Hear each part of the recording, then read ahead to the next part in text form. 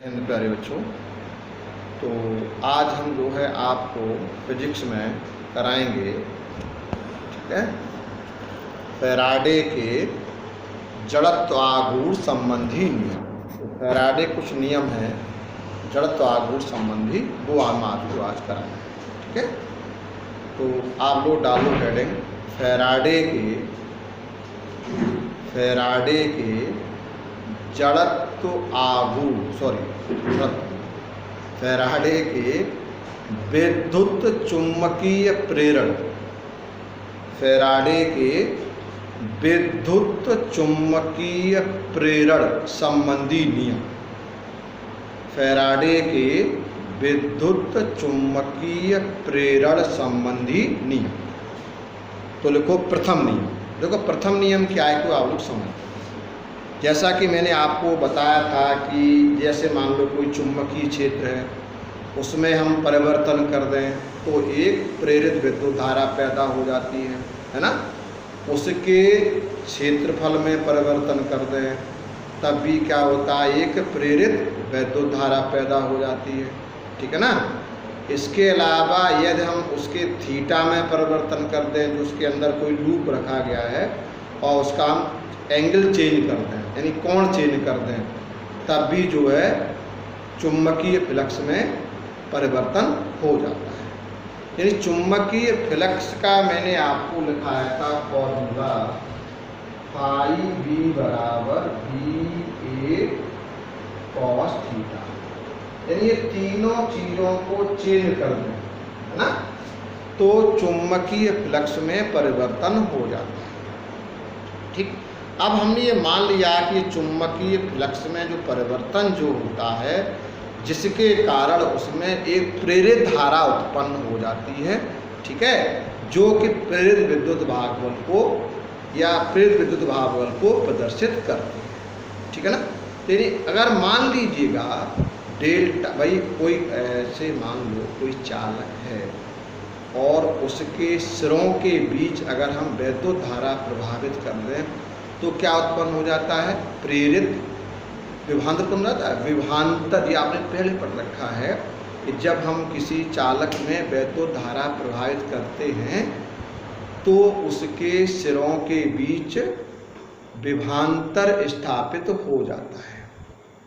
ये चीज़ हम लोग जो है पहले से ही जानते हैं, ठीक है ना। अच्छा, यदि हम जो है यदि हम इसके अलावा यदि हम मान लीजिएगा हमारे पास मान लो कोई कॉइल है, कोई कुंडली है, और उसमें जो है उसके चुंबकीय क्षेत्र में, उसके क्षेत्रफल में, उसके थीटा में जब कोई परिवर्तन किया जाता है तो फिर क्या होता है, उसमें एक प्रेरित धारा उत्पन्न हो जाती है, ठीक है, जिसके कारण उसमें एक प्रेरित विद्युत वाहक बल पैदा हो जाता है, ठीक है। अब हमने मान लिया कि कुछ समय के लिए उसमें प्रेरित धारा उत्पन्न हुई, या डेल्टा टी समय अंतराल में मान लो चुंबकीय फ्लक्स में परिवर्तन डेल्टा आई हुआ। कितने समय अंतराल में, डेल्टा टी समय अंतराल में, ठीक है, डेल्टा टी समय अंतराल में मान लो उसके चुंबकीय फ्लक्स में परिवर्तन कितना हुआ, ठीक है ना, delta pi upon delta T. तो उसमें देखा गया, फैराडे ने अपने प्रथम नियम में देखा कि प्रेरित विद्युत वाहक बल, ठीक, समानुपाती minus delta pi upon delta T, ठीक। इसका मतलब ये हुआ कि प्रेरित विद्युत वाहक बल चुंबकीय फ्लक्स परिवर्तन की ऋणात्मक दर के बराबर होता है ना। ये जो है नेगेटिव क्या बताता है, अगर इसका मान बढ़ेगा तो इसका मान घटेगा, ठीक है। प्रेरित विद्युत वाहक बल का मान कब बढ़ेगा, जब उसमें चुंबकीय फ्लक्स परिवर्तन की दर कम होगी, ठीक है ना। तो पहला नियम इसी पर डिपेंड है कि E समानुपाती minus delta phi upon delta T, ये जो है फैराडे का प्रथम नियम, ठीक है। तो लिखिएगा, इस नियम के अनुसार किसी कुंडली में किसी कुंडली के, या मान लो किसी वैद्युत पर्पल में, या किसी वैद्युत पर्पल के चुंबकीय फ्लक्स में परिवर्तन किया जाता है, तो बता चुके हम आपको, चुंबकीय फ्लक्स में परिवर्तन किया जाता है तो क्या होता है, तो उसमें एक प्रेरित विद्युत वाहक बल पैदा हो जाता है ना। किसी कुंडली अथवा किसी वैद्युत परपथ के चुंबकीय फ्लक्स में परिवर्तन किया जाता है तो उसमें एक प्रेरित विद्युत वाहक बल पैदा हो जाता है। ठीक, यह प्रेरित विद्युत वाहक बल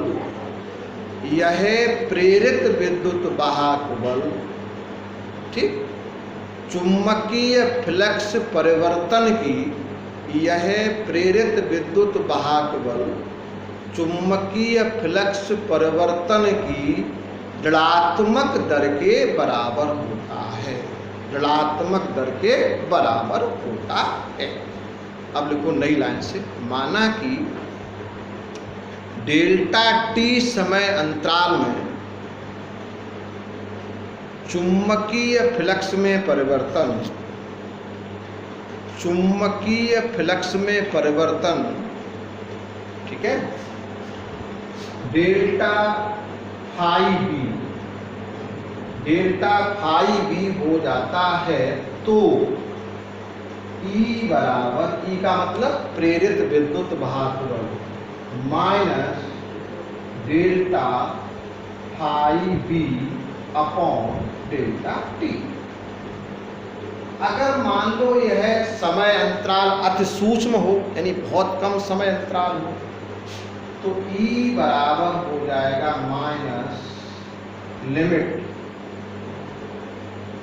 डेल्टा टी टू 0, यानी डेल्टा टी का समय बहुत कम है, ये हो जाएगा delta phi B upon delta T. या हम कह सकते हैं कि E बराबर माइनस, क्या डी बन जाएगा D phi B upon D. अब डेल्टा से ये डी बन, ठीक है। यदि इसका हम परिमाण ले लें, यानी परिमाण का मतलब इसका परिमाण निकालना चाहें तो इसका परिमाण हो जाएगा minus d phi B upon d. तो परिमाण निकालने पर ये कैसा हो जाएगा आपका कोण, तो ई परिमाण बराबर, ई बराबर हो जाएगा D phi B upon d. ठीक, अब मान लो ये कुंडली जो बनाई गई है इसमें मान लो कैपिटल N फेरे हैं, ठीक है ना। ये मान लो एक ही फेरे के लिए थे, ये मान लो एक ही फेरे में कैसे विद्युत वाहक बल पैदा होता है, इस तरह।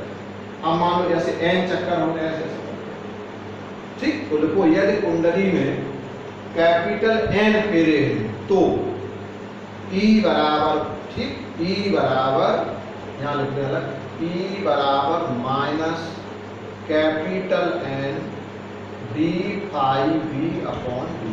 माइनस चिन्ह से बना रहता है और जब इसका हम परिमाण निकालते हैं तो माइनस चिन्ह इसका हट जाता है, ठीक है ना, अगर परिमाण निकालना है उसको, ठीक है।